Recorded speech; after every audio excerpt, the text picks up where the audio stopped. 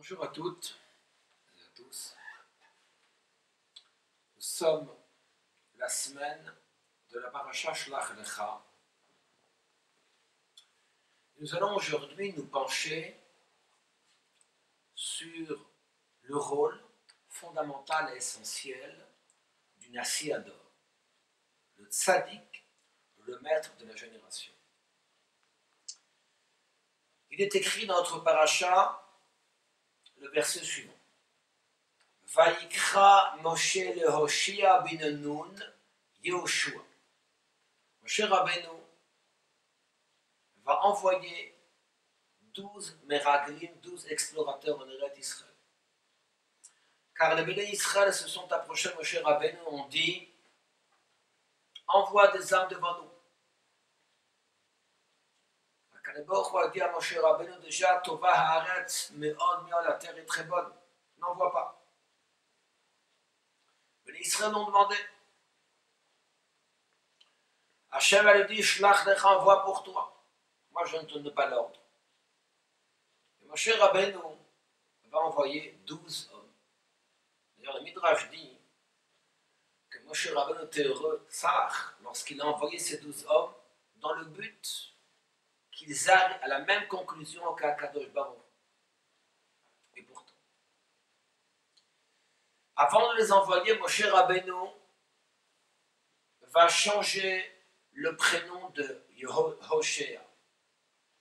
Hoshea bin Nun, la tribu d'Ephraïm, va l'appeler Yehoshua. Il est écrit dans la Gemara, Masechet Sota, Daf Lamed Dalet, Amud Bet, à la page 34, au verso, Moshe Rabbeinu a prié, Ka Yoshiacha Ma'atzad Ragli, que Akadosh Baruch Hu te protège, t'épargne, te sauve du conseil des explorateurs. Chacun sait que les explorateurs vont revenir d'Eretz Israël après 40 jours. Et ça sera l'El Tisha B'Av, le soir Tisha B'Av. Ils vont alors apeurer, alerter le clan d'Israël de manière néfaste et désastreuse. Anshe Midot, on avait là-bas des gens qui étaient grands, immenses. Achiman, Sheshai, Vetamad, Yalevé, Anak, les gens qui étaient là-bas, on ne pourra pas conquérir cette terre. Atem Priem, Atem Pritem, Priya Shekhinam, Atem Tifku, Priya Ledorot. Vous avez pleuré cette fameuse nuit, la nuit de Tisha B'Av, lorsque les explorateurs vous ont proliféré ces paroles et ont apporté des lamentations qui n'en étaient pas une, mensongères, afin de dérouter, de ne pas donner ici la volonté au clan d'Israël d'arriver en Eretz d'Israël sur la volonté de Dieu. Vous avez pleuré pour rien, vous aurez le cas pleurer jusqu'à la fin des temps. Et comme chacun sait que les deux baptêmes Miklat, les deux temps seront détruits Tisha B'Av, le 9 Av,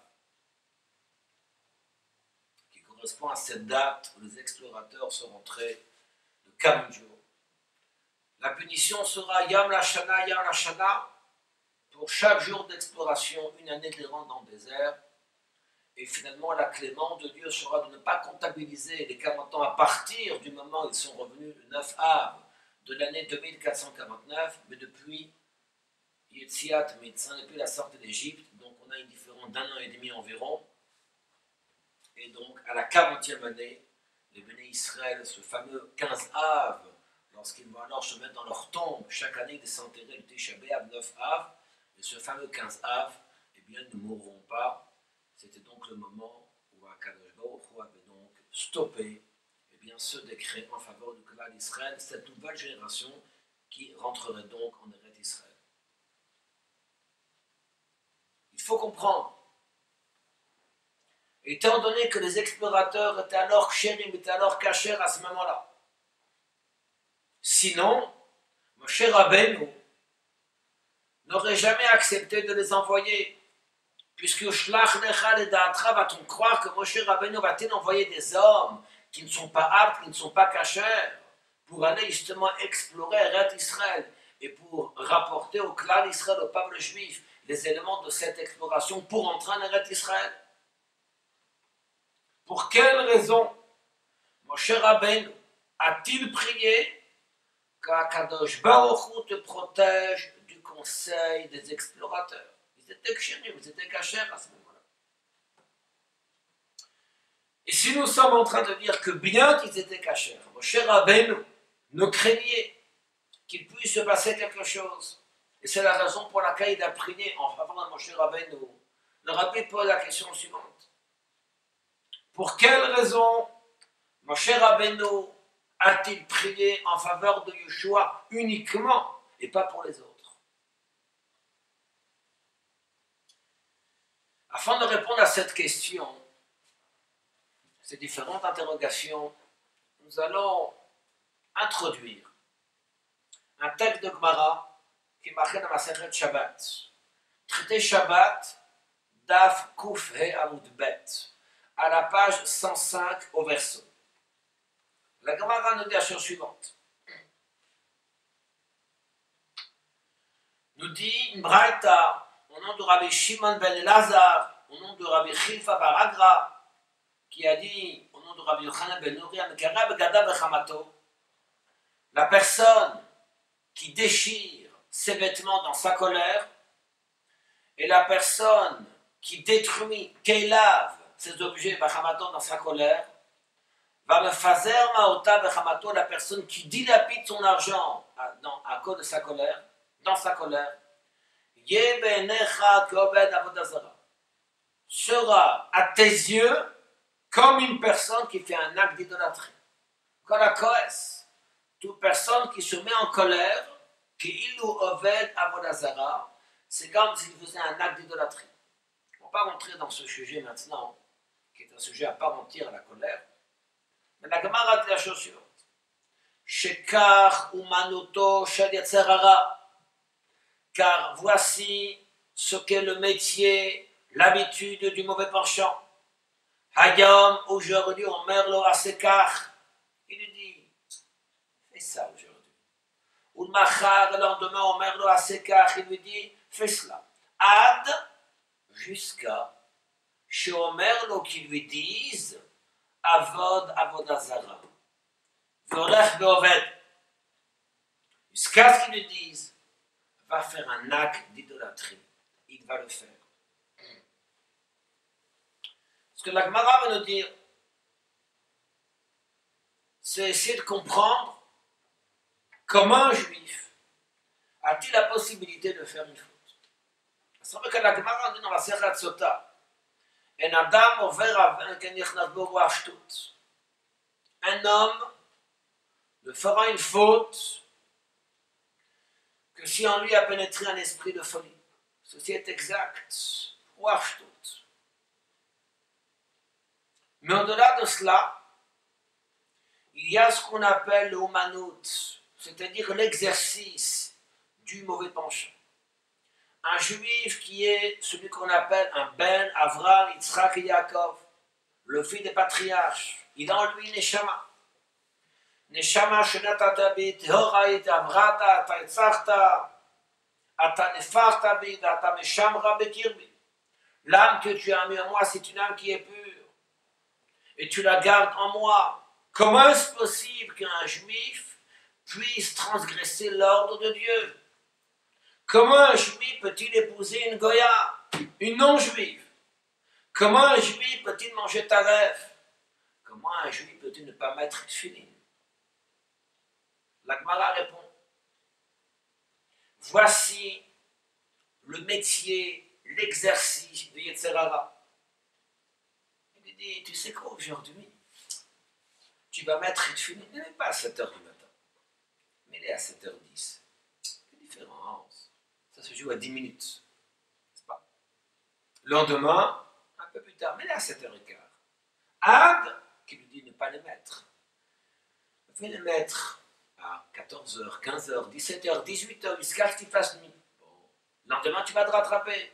Et comme ça, Kim Akima, doucement, doucement, ce qu'on appelle Umanut Yetzer hara. Ad, jusqu'à ce qu'ils lui disent, fais un acte d'idolâtrie.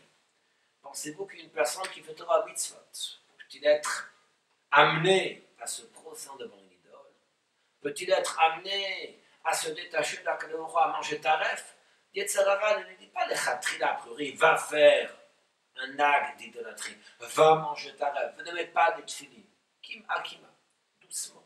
Le Yetzirah lui propose de transgresser la parole de Dieu de manière très mesurée. Et dans les mitzvot, il existe ce qu'on appelle les Dora mitzvot, l'embellissement des mitzvot. De sorte qu'à certaines mitzvot, on n'équipe la mitzvah qu'à travers un hidour. Prenez l'exemple de Hanouka. On ne se cantonne pas du din, de la loi, on va même ce qu'on appelle l'embellissement de l'embellissement. Vient Yetzirah, il lui dit, tu sais quoi? Pourquoi est-ce que tu vas faire la mitzvah Behidour avec embellissement? Fais la mitzvah stam. Mitzvah stam. Ne fais pas Hidour mitzvah. N'embellis pas la mitzvah. Jusqu'à ce que Yetzirah lui dit, tu sais quoi? Tu vas faire encore mieux. Fais la mitzvah al-pi atrak. Je t'ai entendu maintenant en 4 forces majeures. Tu vas prendre l'exemple d'une mitzvah. Tu n'es pas dans les horaires. Tu n'as pas la quantité nécessaire pour faire la mitzvah. Il va essayer le plus de te mettre sur un rempart de la mitzvah jusqu'à ce qu'il te fasse faire la avera, jusqu'à ce que tu transgresses une interdiction. Si c'est le cas, concernant toutes les mitzvot, que la moindre souplesse, parfois légèreté, d'une mitzvah peut entraîner une avera après elle, une faute. Concernant la mitzvah, le commandement d'Avat Israël, l'amour du prochain, que le fondement de mitzvot, c'est écrit dans Yerushalmi, dans Maseret Nedarim, Perek Tet, chapitre 9, à la 4e halacha. Amar Rabbi Akiva. Rabbi Akiva nous dit, sur ce passouk dans Kedoshim, Ve'afta l'racha kamocha, tu aimeras ton prochain comme toi-même, Zeu klal gadol batorah. C'est un grand principe de la Torah. De sorte que Dieu préserve qu'une fragilité dans cette mitzvah d'Avat Israël, qui est un grand principe pour entraîner, eh bien à l'inverse, malheureusement, l'effraction de cette mitzvah peut entraîner de grandes interdictions. Et d'ailleurs, concernant la mitzvah d'Avat Israël, la Gemara nous raconte, c'est écrit dans ma Maseret Shabbat, la Flamat Arabudbet, à la page 31, au verso. Un guerre qui est venu voir Shammai et lui a dit, Lamdeni kol Torah kula al regal achat. Apprends-moi toute la Torah al regal achat, le temps de rester sur un pied. La Gemara nous dit que Shammai, Daf Obama Tabin, un Shammai l'a repoussé. Il dit, tu vas prendre la Torah sur un pied. Allez, va t'amuser. Il est parti voir Hillel. Hillel lui a dit, Da'alasni, c'est-à-dire ce qui est pour toi détestable, les chaverecha lotavid, pour ton prochain, ne fais pas. Veidach, et le reste, pirushahu, n'est qu'une explication. La question se pose, rappelez-vous la question. Mais si vraiment ce que nous dit Hillel, c'est la vérité, c'est-à-dire que ce qui est détestable à tes yeux, tu ne peux pas, il ne faudra pas le faire aux autres. À ton prochain, ne fais pas. Comment se fait-il que Shammai n'a-t-il pas répondu de la sorte? Pourquoi Shammai a-t-il évincé cette personne-là et l'a jeté comme un moins que rien? En réalité, il faut savoir, dans le comportement des tzadikim, il existe 2 sortes de avoda, de travail. Il y a le travail, le comportement du tzaddik pour lui-même. Ce qu'on appelle un comportement bekavakvura, ce qu'on appelle la plus grande sévérité. Ils n'ont pas un lien avec la matérialité. C'est expliqué dans l'Écoute Torah que l'accomplissement de leur mitzvot, c'est quoi? Se fait spirituellement. À l'exemple de Rabbi Shimon Bar Yochai, lorsqu'il était dans la grotte, il a passé 12 ans dans une grotte. Pensez-vous qu'il a fait la mitzvah d'Asuka? Pensez-vous qu'il a mis des tefilines? Pensez-vous qu'il a pris un lulav? Pensez-vous qu'il a mangé le matzah à Pessah? Pensez-vous que toutes ces mitzvot qui sont liées avec la matérialité, a-t-il pu les accomplir à la 4 Nerot de Shabbat, etc. Il n'a pas fait toutes ces mitzvot. Tous ces commandements-là, comment il les a fait spirituellement? Pourquoi? Parce que par rapport à cette tzadikim-là, le monde n'est pas Tofes Makom. Le monde n'a pas sa place avec eux. Telles les paroles de Rabbi Shimon Bar Yochai. C'est écrit dans Maseret Brachot, la Kabbalah nous dit à la page 35, au verso. Efshar Adam Chorei Bezorea, Torah Matehei Alea. Est-il possible qu'un homme puisse labourer, puisse semer la Torah? Que va-t-il se passer avec elle? Qui apprendra la Torah? La Gemara va conclure. Harbe asu ki Rabbi Shimon Bar Yochai velo alta beyadam. Nombreux sont ceux qui ont voulu agir comme Rabbi Shimon, mais n'ont pas eu le mérite d'arriver au niveau de Rabbi Shimon Bar Yochai, de pouvoir se détacher totalement de la matérialité et d'arriver à ce niveau extraordinaire de spiritualité. Il en est de même concernant Beth Shammai. Beth Shammai, toute sa avoda, tout son travail, c'était dans ce qu'on appelle Kavakvurot, la plus grande sévérité. Le mot Shammai vient du mot Hassam Or-Chotab, la personne qui mesure ses chemins. C'est rapporté dans les Koteto de Rabbi Shimon, de Rabbi Shimon Zaman de Liadi. C'est-à-dire que pour eux-mêmes, c'était un bon chemin. De sorte que lorsque cet homme-là est venu demander à Shammai, et lui a dit, je veux me convertir, Dafo Lamata Binyan, Shammai l'a jeté. Pourquoi il l'a jeté? Pour la simple et unique raison qu'il n'avait pas une place. La demande de cet homme-là à venir se convertir, à entrer dans le clan d'Israël, n'a pas de mesure, n'a pas de place dans ce monde. Ceci ne correspond pas du tout à la manière, au comportement de Shammai. La mesure de Shammai ne peut pas avoir de réponse à cette demande. La sévérité de Shammai n'a pas de réponse à cette demande. C'est rapporté que l'halakha n'est pas comme Beth Shammai, l'halakha est comme Beth Hillel. D'ailleurs, c'est écrit que Beth Shammai, Bimkom Beth Hillel est la Mishnah. Que lorsque nous avons l'école de Shammai devant l'école de Hillel, ce n'est pas le Mishnah, ça veut dire qu'on ne tient pas compte. Halakha est comme Beth Hillel. Par contre, lorsque cet homme est venu voir Hillel, il lui a dit Lamdeni, apprends-moi la Torah sur un pied. Hillel, qui était l'homme de l'expression de la bonté, de l'émanation, a trouvé alors une place même pour lui. Il lui a dit que par le biais de l'amour du prochain, tu mériteras toute la Torah entière. Par Ahavat Israël, tu vas mériter la Torah. Il est marqué dans Zohar.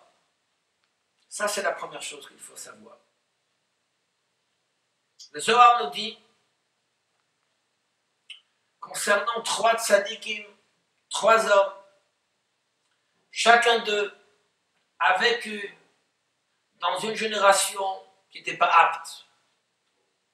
Disons qui étaient des Réchem, des mécréants, à moindre niveau. Le premier, on a eu 3 hommes, Noach, Abraham et Moshe. La génération de Noach lors du Maboul, du déluge, Noach, pour qui va-t-il prier? Il va prier pour lui, il va prier pour sa femme, ses enfants, ses belles-filles, 8 personnes. 8. Noach va prier pour 8 personnes, pas plus. Alors que concernant Bnei Ador, concernant les personnes qui étaient là à l'époque de Noach, il n'a pas eu tout pensé. Lorsque les gens sont venus lui demander, ils lui ont dit, mais qu'est-ce que tu es en train de faire? Asen Echatavalat Sekofer, Akalbochon lui a dit, maintenant fais pour toi une arche. Il leur a dévoilé qu'Akalbochon s'apprête à porter le mât pour le déluge sur terre. Il leur a fait des remontrances. Est-ce qu'ils ont écouté? Ils n'ont pas écouté. Est-ce que Noach est parti taper aux portes? Il a dit, faites échouer. Il n'a pas été les voir. Avram Avinu va appeler là-bas sur le nom de Dieu. Quel Olam? Le Dieu du monde. Al tigre vaïgre la vaïagre. Il ne va pas se contenter d'appeler, mais de faire appeler. À ce que les gens eux-mêmes dévoilent et diffusent l'existence de Dieu. Il est parti auprès de tous. Il a diffusé l'existence de Dieu. Et malgré tout, son travail s'est exprimé à travers ce qu'on appelle la Siyat Tzadikim, l'action des Tzadikim. Oui. Mais concrètement, ceux qui n'étaient pas Tzadikim, il n'a pas pris. Au moment de la Gzera de Sdom, il a dit d'Akadosh Baruch Hu, Oulaï, peut-être, Yesh Chamishim Tzadikim Betoch Haïr. Peut-être qu'il y a 50 Tzadikim. Avram Avinu, pour qui il prie? Pour les Tzadikim, pour les personnes justes. Il est parti diffuser l'existence de Dieu. Noach, quant à lui, n'a pas été diffusé l'existence de Dieu. Avram la diffuse. Mais pour qui est-ce qu'il prie Beshat Gzera, lors de la Gzera? Pour les Tzadikim, personnes justes. Et lorsque Hachem lui répond, dit Tzadikim, il n'y a pas. Même un, on n'a pas trouvé. Qu'est-ce qu'il est marqué? Ve'Avraham shav limkomo. Avraham repart à sa place. Le comportement de Moshe Rabbeinu était tout autre. Celui qu'on appelle le Raya Me'emna, le berger fidèle. Au moment où le clan d'Israël a fauté, Moshe Rabbeinu demande de la Kadosh Baruch Hu le pardon à tout le clan d'Israël, à tout le peuple juif, même aux mécréants, même aux Réchaïm. Il ne s'est pas comporté comme Noach, il n'a pas prié que pour lui. Il ne s'est pas comporté comme Avraham, de n'avoir demandé miséricorde que pour le tzadikim. Moshe Rabbeinu va dire, Vim aïn, mechenina, mesifrecha shakadavta, c'est maintenant par Parasha qui dit ça, et si tu ne viens pas lorsque le clan d'Israël ont fauté, la faute du Vaudor, Vim aïn, et si tu ne veux pas pardonner cette faute, mechenina, et fa de grâce, mesifrecha, de ton livre que tu as écrit, mon nom.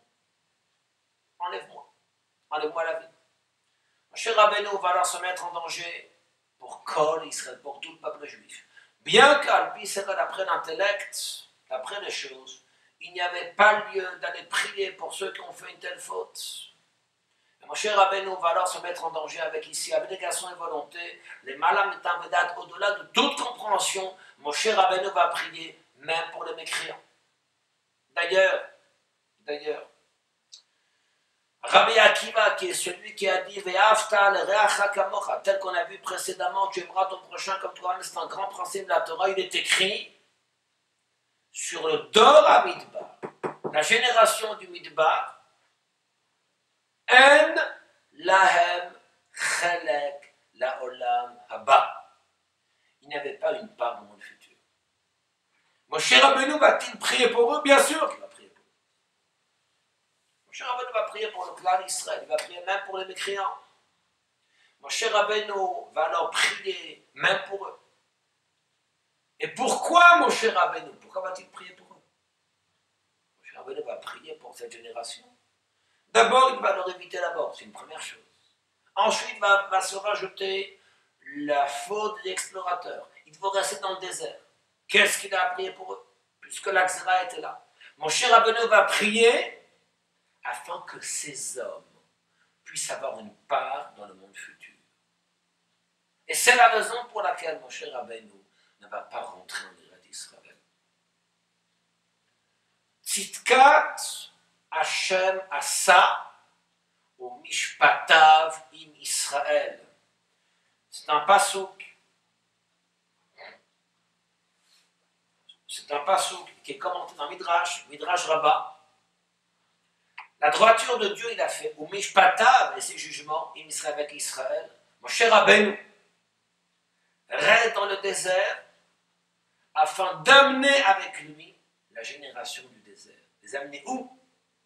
Les amener à avoir une part dans le Olam Haba. Avec cela, on va comprendre. Mon cher Rabbeinu va prier pour Yoshua. Qu'Hachem t'épargne et te préserve du conseil des explorateurs. Même que pour les autres, mon cher Rabbeinu n'a pas prié. Chassidou s'est expliqué que la raison pour laquelle les explorateurs ne sont pas rentrés en Eretz Israël, parce qu'ils ne voulaient pas avoir affaire avec la matérialité de ce monde. Dans le Midbar, dans le désert, il y avait la manne qui descendait du ciel, ils avaient les colonnes qui les entouraient, ils avaient ici le puits de Myriam qui était avec eux. C'est marqué que leurs vêtements étaient nettoyés avec les colonnes de nuit, ça ne posait pas de problème. Ils ne voulaient pas rentrer en Eretz Israël et s'occuper de toute activité profane, labourer le sol, etc., etc. Parce que pour eux-mêmes, c'était un bon chemin. À l'instar de pour Rabbi Shimon bar Yochai, ce comportement de Kavod Boura, dans ce qu'on appelle la plus grande sévérité, était un bon chemin. Tel le comportement de Shammai lorsqu'il a jeté cet homme, mais Kavod Boura, la sévérité, c'était un bon chemin. La mida, la mesure de Shammai ne laisse pas une place à cet homme. Mais lorsque nous parlons d'un homme qui s'appelle Roé Hador, le berger de la génération.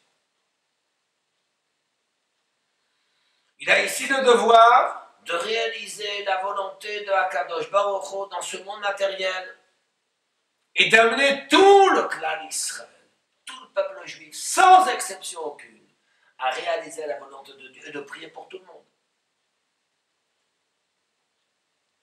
C'est la raison pour laquelle Caleb Ben Efouné n'a pas prêté une main forte aux explorateurs, car Caleb avait ici une soumission totale à Moshe Rabbeinu.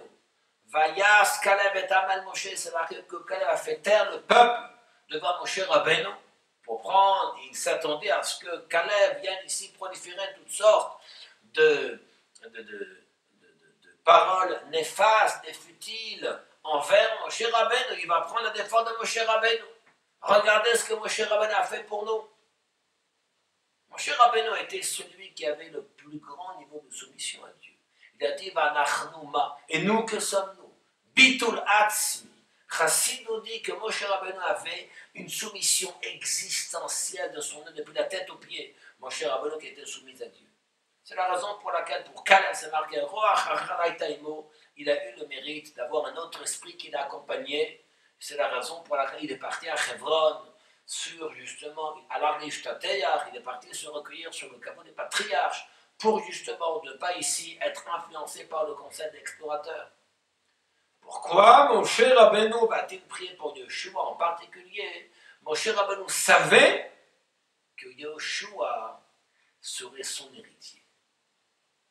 Moshe Rabbeinu savait que le futur leader, le futur Hayam Emna, le futur maître de la génération, serait Yoshua Binu.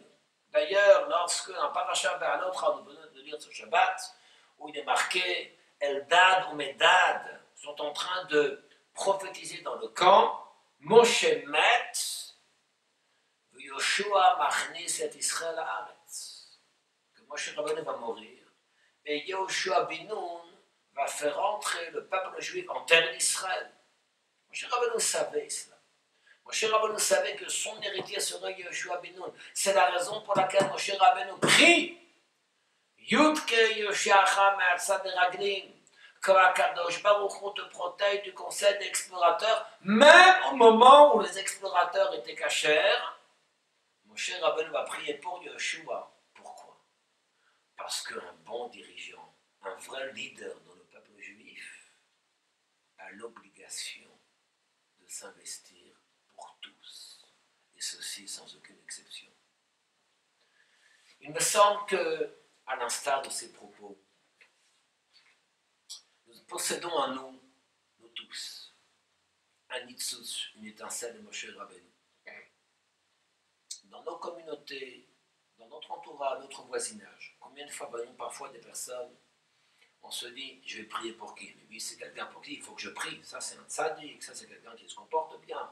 Mais prier pour quelqu'un qui est un voleur, quelqu'un qui est un tueur, quelqu'un qui est un assassin, qui est un usurpateur, qui a toutes les fautes, qui a tous les défauts sur terre, c'est un juif. Vais-je prier pour lui? Ne jamais oublier que Moshe Rabbeinu va bénir Yoshua. Pourquoi Yoshua en particulier? Yoshua sera le futur dirigeant du clan d'Israël. Que tu ne sois pas influencé par le concept d'explorateur et que tu puisses avoir une vision entre toi, Yoshua, afin que tu puisses prier en faveur de tout le clan d'Israël et de ne pas rentrer dans les proliférations de toutes sortes de médisances envers la volonté de Dieu et que tu sois ici l'exemple de celui qui pense à tous et à tout moment. Je vous souhaite une excellente journée et je vous dis à très bientôt pour le prochain shiur.